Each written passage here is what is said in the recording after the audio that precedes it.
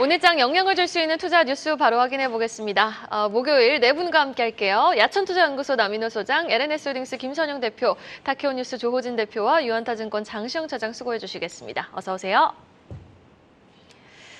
자, 첫 번째 이슈입니다. 5개월 만에 다시 한국을 찾는 인텔 CEO 소식부터 터치해 보겠습니다.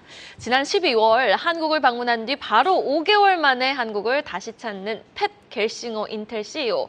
이번 방안, 업계에서는 삼성과의 반도체 협력 방안 논의도 좀 가능하다라고 보고 있죠. 네, 팻 겔싱어 인텔 CEO가 5개월 만에 우리나라를 다시 방문한다는 소식입니다. 또 이와 함께 SK하이닉스가 은행권에서 총 3천억 정도를 이제 조달한다는 소식까지 한 번에 두 가지를 가보도록 하겠습니다.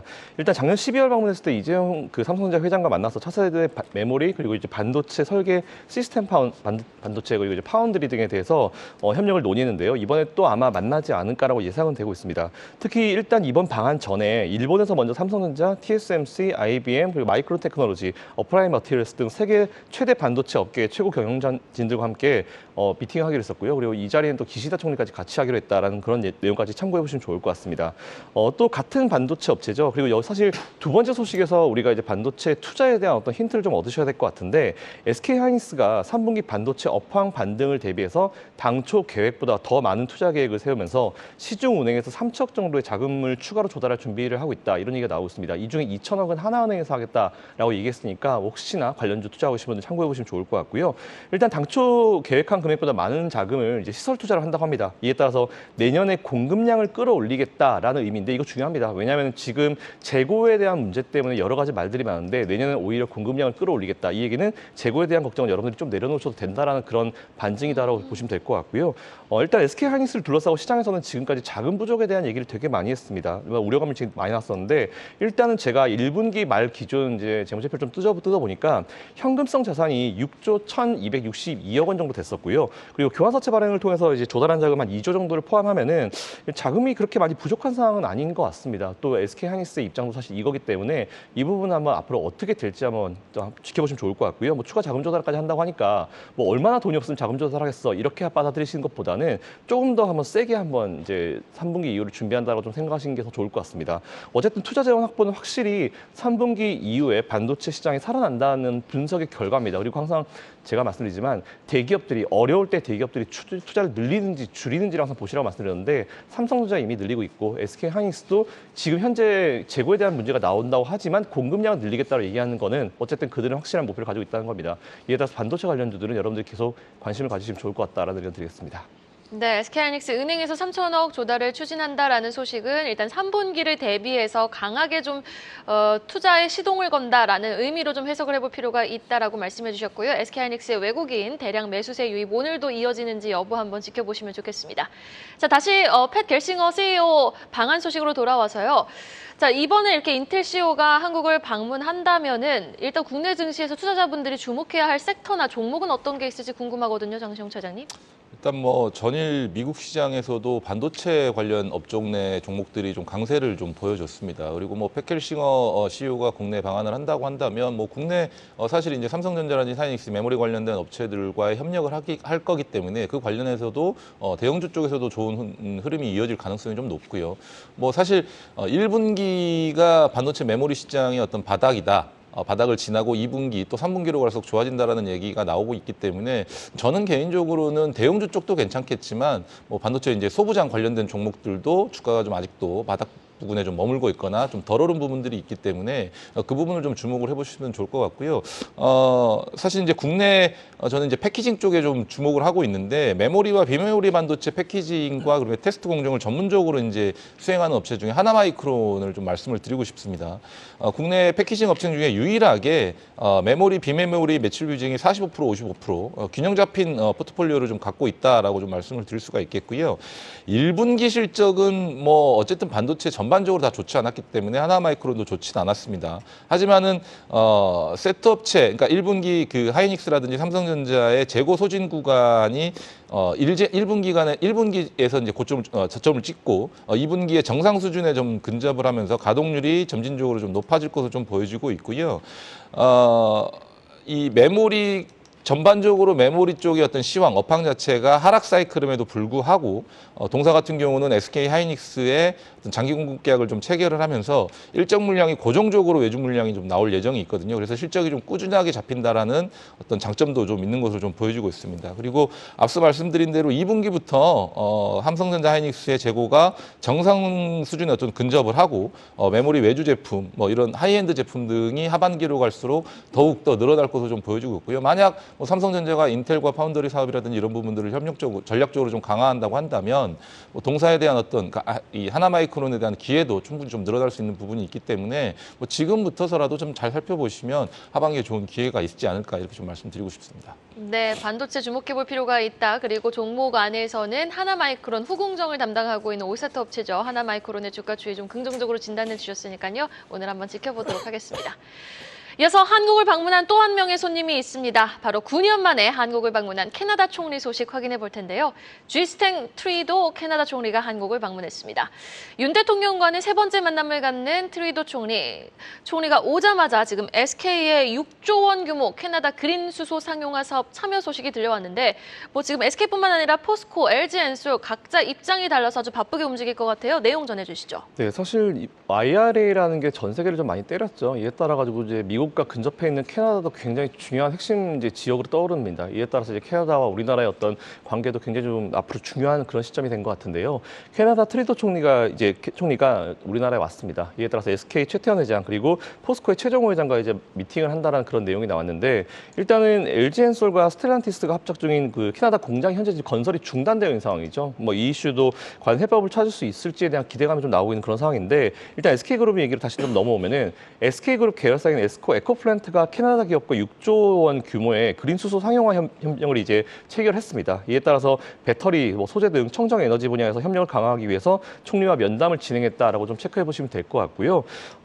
앞에서 말씀드린 대로 일단 미국의 IRA의 수혜를 보려면은 미국과 캐나다 이제 등지에 생산 기지 설립이 좀 굉장히 필수입니다. 이에 따라서 앞으로 캐나다도 좀 굉장히 중요한 위치가 될 수 있을 것 같고요. 우리나라 기업들 워낙 또 캐나다나 미국이나 또 많이 진출해 있기 때문에 우리나라 기업과 그리고 우리나라 정부와 과연 앞으로 관계도 어떻게 이어갈지도 중요한 포인트인 것 같습니다. 그리고 현재 지금 이제 앞에서 말씀드린 대로 그 스텔란티스 공장, LG엔솔과 스텔란티스 공장도 지금 잠깐 중단이 되어 있는 부분인데 중단되어 있는 부분은 캐나다 정부와 어떤 딜이 좀 필요한 것 같습니다. 이에 따라서 뭐 그 부분도 잘 해결이 되는지 한번 지켜보시면 좋을 것 같고요. 어쨌든 그것도 시간상 문제지 여기서 이제 속된 편으로 아예 엎어질 문제는 아니기 때문에 너무 걱정하실 필요 없을 것 같고 앞으로 돌아가는 상황을 계속 팔로우 하시면서 관련주 투자 이어가셨으면 좋겠다라는 의견 드리겠습니다. 기업 안에서도 LG에너지 솔루션의 주가 영향이 궁금하거든요. 지금 뭐 온타리오주에서 보조금을 못 받으니 뭐 갈등으로 인해서 공사가 현지에서 전면 중단이 됐는데 이번 총리 방안을 계기로 조금 변화가 생길까요? 어떻게 보세요, 장시용 차장님? 네, 뭐 뉴스 기사 나온 거로는 이번 주에 좀 긍정적인 소식을 듣게 될 것이다라는 어떤 내용들이 좀 주를 이루고 있는 것 같습니다. 그래서 논의 중인 어떤 배터리 모듈 구성에 대한 보조금이 킬로와트당 $10 수준으로 좀 예측이 되고 있는데 뭐 지금 AMPC 세부 내역이 뭐 결정되진 않았지만 들리는 얘기로는 미국 같은 경우는 킬로와트당 $35, 모듈까지 생산하면 $45 수준의 보조금을 받고 있는데 캐나다가 $10 정도라고 하면 좀 적은 편이거든요. 근데 이것마저도 안 준다라고 하면 사실 LG에너지솔루션 입장에서는 캐나다에 공장 안 짓고 미국으로 가버리면 더 이득이거든요. 그렇기 때문에 캐나다 쪽에서는 어떻게든 LG에너지솔루션을 잡으려고 할 것이다라고 좀 생각이 되고 있고요. LG에너지솔루션은 지금 이제 어쨌든 IRA 모멘텀이 계속 지속되고 있습니다. 그래서 6월, 8월 사이에 AMPC 그러니까 세액공제 이 금액이 최종적으로 확정될 예정인데 이게 확정이 된다고 한다면 2분기 실적으로 매출액이 9조 1천억 정도, 영업이익이 뭐 한 7,500억 정도, OP 마진이 한 8%가 넘어갈 것으로 좀 전망이 되는데 효과 제외 시 영업이익은 5,800억입니다. 그러면 AMPC의 효과를 2023년 연간으로 대략 1조 가까운 금액, 그러니까 세액공제를 좀 받게 되는데 추가적으로 공장을 계속해서 건설할 예정이기 때문에 이런 부분들에 대한 어떤 모멘텀이 지속될 것으로 좀 보여지고 있고요. 이런 어떤 IRA 모멘텀을 바탕으로 미국 시장을 LG에너지솔루션이 선점을 하고 있습니다. 뭐 중국의 CATL이 LFP를 넘어서 3원계 시장까지 좀 확대를 하고 있는데 유럽이라든지 뭐 미국 시장 다 장악하려고 하고 있는데 어쨌든 LG에너지솔루션 솔루션은 이런 IRA 세제 혜택을 바탕으로 미국 시장을 우선적으로 좀 선점을 하고 있다는 점이 굉장히 긍정적이고 또 LFP 시장까지도 선점을 하려고 하고 있기 때문에 이런 부분들까지 좀 고려를 한다고 한다면 LG엔솔루션이 어쨌든 하반기로 갈수록 뭐 현대기아차라든지 도요타라든지 GM이라든지 조인트 벤처를 추가적으로 더 만들고 계속적으로 좀 이런 부분들 더 확대를 하려고 할 것이기 때문에 앞서 이제 뭐 캐나다 총리 방문이라든지 이런 부분들이 모멘텀으로 작용할 수 있는 가능성보다는 추후에 하반기에 어떤 IRA 관련된 내용들이 확정이 되면서 추가적으로 좀 더 세제 혜택을 받을 수 있는 그런 부분들을 좀 고려를 하시는 것도 중요하지 않을까 이렇게 좀 생각을 하고 있습니다. 네, 하반기에 좀 IRA법에서 추가적인 세제 혜택 기대감을 한번 실어볼 수 있는 부분이 있다라면서 긍정적인 진단 내려주셨으니까요. 한번 지켜보도록 하겠습니다. 밤사이 나온 주요 소식부터 짚어봤고 사실 최근 시장 투자하기 정말 힘들지 않습니까? 전략에 대한 내용 짚고 다시 기업 이슈로 한번 넘어가 보도록 할게요.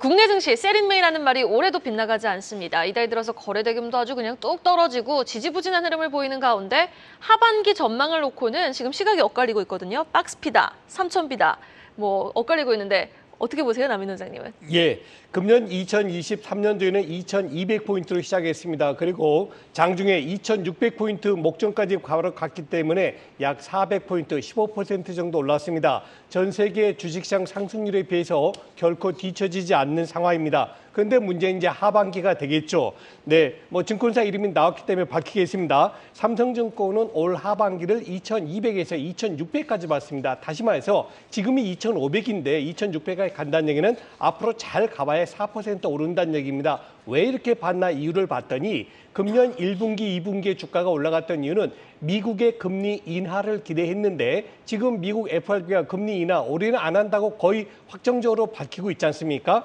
그래서 올 하반기에는 상승폭이 굉장히 저조할 것이다 봅니다. 반면에 긍정적으로 보는 증권사도 있는데요. 뭐 예컨대 IBK 같은 경우는 2,800 그리고 DB금융투자는 3,000포인트까지도 예상을 하고 있습니다. 이 증권사들이 주로 보는 것은 금년 상반기에는 분기 실적이 워낙 안 좋고 기업 실적 어려웠지만 하반기로 갈수록 기업 실적 좋아진다라고 보고 있기 때문입니다.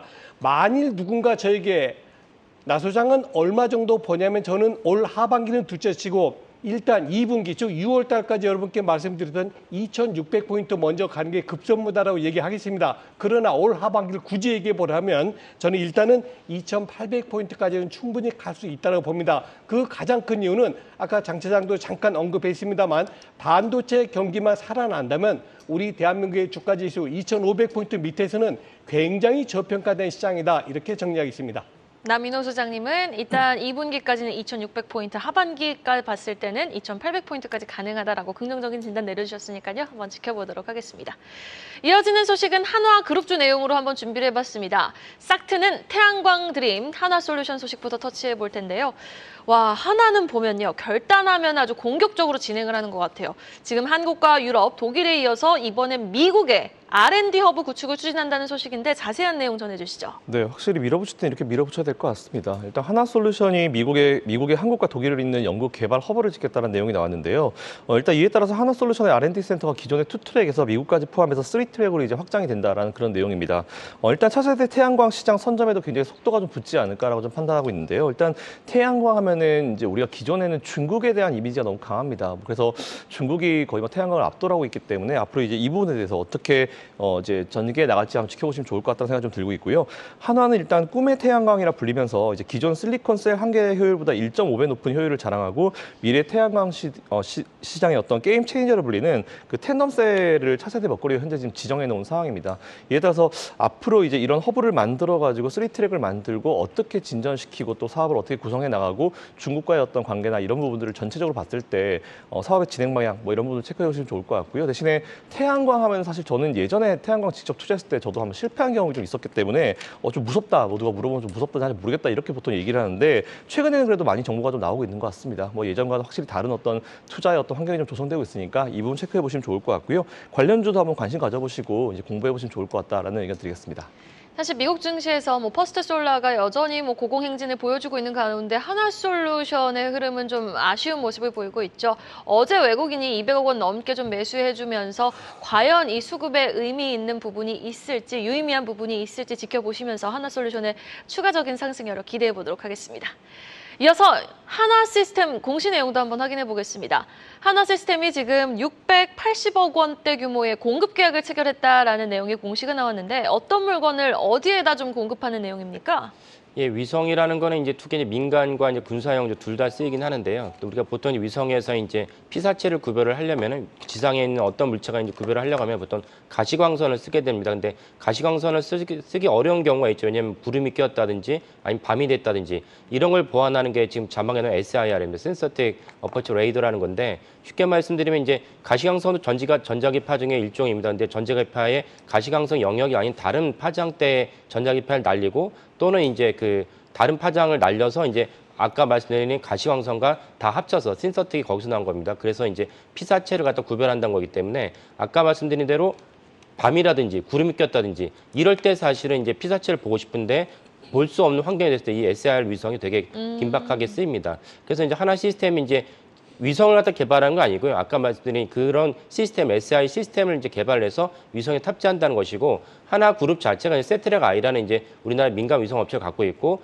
또 이제 다른 방식으로 하나 에어로스페이스도 이제 위성 사업을 하고 있기 때문에 그리고 이제 아시는 분도 계시겠지만 영국에 있는 원웹에 이제 하나 그룹도 투자도 했습니다. 이런 맥락에서 하나 시스템이 SI를 이제 앞으로도 중요하게 먹거리가 될 것이라 보고 있고요. 하나 시스템 사실은 이런 거 외에도 이제 방산 분야에서 두뇌에 해당하는 체계를 계속 만드는데 주력을 하고 있습니다. 필리핀의 이제 함정 전투 체계는 CMS라는 걸 만들어서 납품을 하고 있고요. 그다음에 또 잠수함에도 필요한 부품을 또 만들어 공급을 합니다. 결국 하나 시스템은 또 그 최근에 이제 하나 그룹이 그 대우조선해양을 하나오션으로 이제 개명을 했는데 대우조선해양을 인수한 배경 중에는 무엇이냐면 방산을 갖다가 보다 강화하겠다는 것이 목적이 컸습니다. 근데 그 산업은행에서 그것만 갖고는 가지 말고 대우조선해양 전체를 인수하라고 이제 제안을 갖다 바꿨기 때문에 하나그룹이 고민하다 대우조선해양을 전체를 다 인수했는데 결국 원래 원했던 것은 방산 분야를 좀 확대하고 싶었던 것입니다. 그래서 하나 시스템이었고 대우조선해양을 인수했을 때 거기서 생긴 시너지 효과가 되게 크다고 볼 수 있습니다. 대우조선해양은 방산에서 하나오션의 방산에서 가장 큰 장점은 무엇이냐면 잠수함입니다. 잠수함도 필요한데 잠수함에서 하나 시스템이 갖고 있던 그 기본적인 체계 이런 것을 갖다 심으면은 이제 전체적으로 방산에서 그 두뇌에 대한 전투 체계가 사실은 차지하는 비중이 80% 정도 해당한다는 얘기가 있습니다. 그러니까 하나 시스템과 하나 에어로스페이스가 대우조선해양 하나오션과 인수했을 때 거기서 된 시너지 효과는 되게 크다 이렇게 볼 수가 있겠습니다. 네, 알겠습니다. 자, 다음 소식으로 넘어가 보도록 하죠. 1분기 실적 발표 지금 모두 마무리가 됐습니다. 국내 상장사들의 성적 썩 시원치 않았는데 국내 상장사들의 올 1분기 영업이익이 작년과 비교해서 절반 넘게 감소한 것으로 나타났습니다. 물론 우리 성적 안 좋을 줄은 알았지만 적자 기업이 1년 새 100곳 넘게 늘었다는 데는 좀 경각심을 가질 필요가 있을 것 같아요. 좀 성적표 좀 자세하게 뜯어봐 주시죠. 네.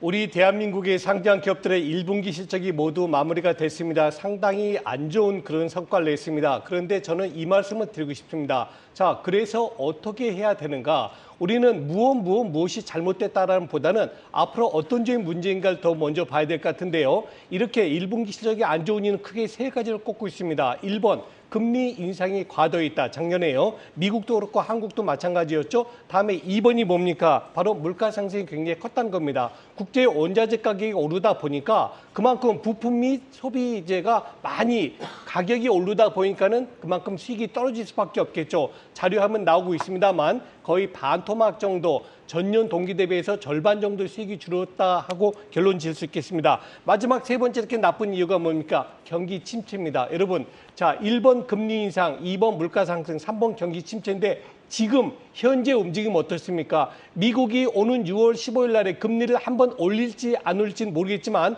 우리 대한민국은 3.5%에서 올릴 가능성 그렇게 높아 보이지가 않습니다. 다음 두 번째 물가 상승 어떻습니까? 최근 들어 미국도 이제는 그 물가가 2%대 초반에서 어느 정도 좀 가닥을 잡고 있는 것 같습니다. 그러면은 세 가지 문제에서 두 가지는 해결된 겁니다. 이제 남은 거 하나, 경기 침체에서 언제 벗어나느냐, 요게 이제 관건이라서요. 저는 이렇게 결정짓고 싶습니다. 중요한 것은 1분기 실적이 좋냐 나쁘냐가 아니고 그걸 알고 있었느냐 모르고 있었느냐입니다.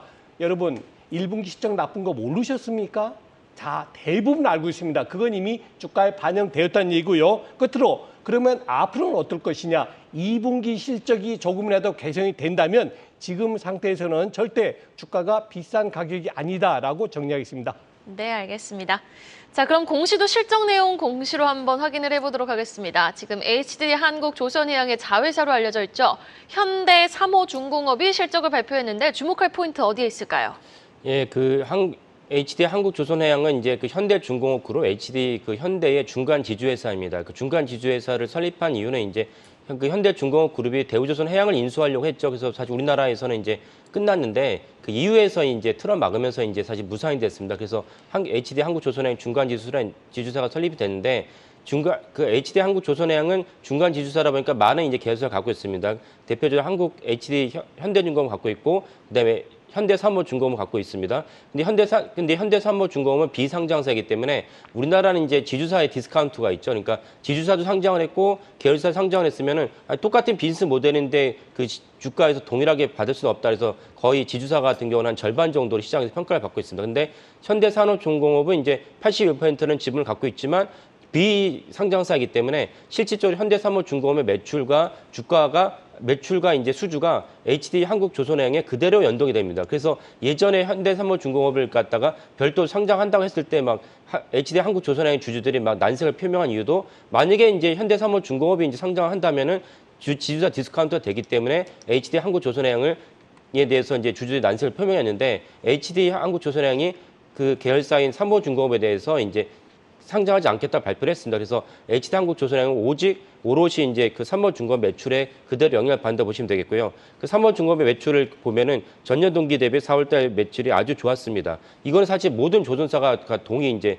좋았다고 보면 되는데요. 우리나라 조선이 사실은 대부분 이제 빅3가 다 이제 적자에서 흑자가 돌아섰다는 것은 뉴스를 알고 계실 거고, 다음에 HD 한국조선해양은 쿠웨이트에 이제 발주한 이제 것이 문제가 생겨가지고 1분기에는 적자로 돌아섰습니다. 이제 일회성이기 때문에 사실은 2분기, 3분기를 지나가면은 다시 다 흑자가 될 것이고, 그 다음에 갖고 있던 계열사들도 아까 말씀드린 이제 한국조선, 현대중공업이라든지 현대미포조선이라든지 이런 것들이 다 이제 계열사들이 그 지분과 매출이 좋기 때문에 HD 한국조선해양도 결국은 좋아질 수밖에 없다는 것을 이해하시면 되겠습니다. 또 추가로 이제 말씀드릴 부분은 현대삼호중공업이 메탄올 추진선에도 강점을 갖고 있습니다. 메탄올 추진선이라는 거는 메탄올을 운반하는 것이 아니고 메탄올로 이제 그 선박이 갖다가 그 운행을 하는 것입니다. 그러니까 전 세계가 이제 탄소 중립에 대해서 아주 꽂혔기 때문에 기존에 했던 그 탄소가 들어있는 연료가 아닌 메탄올을 갖다가 쓰게 되면은 거기에 또 가점을 받게 됩니다. 이 점도 이렇게 현대삼호중공업의 중요한 이제 강점이라 보시면 되겠습니다. 네, 알겠습니다.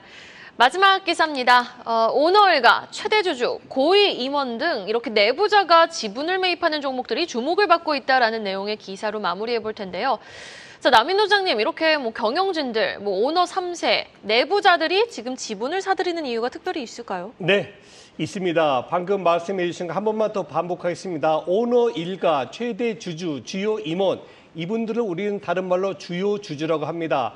우리 거래법에 나와 있습니다. 5% 이상 보유하고 있는 사람들이 주식의 변동이 있게 되면 공시를 하게 돼 있습니다. 그건 법적으로 정해진 겁니다. 그래서 사실 최근 들어서 저는 우리 시청자분들께 이 말씀 꼭 드리고 싶어요. 시장에서 도는 루머도 중요합니다만 그보다 더 중요한 것은 그 회사가 공식적으로 밝히는 공시사항이다. 우리 조진 대표께서 늘 여러분께 말씀드리고 있는데 저는 그 부분이 그 어느 때보다도 중요하다고 봅니다. 자, 그분들이 주식을 많이 샀다고 가정해 보십시오. 왜 샀겠습니까? 이유는 두 가지입니다. 우리 회사 주가가 엄청 싸다, 억수로 저평가돼 있다. 이것이 1번이고요. 다음 2번은 언제인지는 나도 모르지만은 우리 회사 주가 올라간다. 이게 바로 두 번째입니다. 그래서 최근 들어서 동서그룹의 장선이 이제 주식을 약 한 70억 정도 매수를 했는데요. 부자니까 70억 샀지 절대 그게 아닙니다. 정말 단 1억을 사더라도 분명히 주요 주주들이 매수한 데는 그만한 이유가 있다는 것이고요.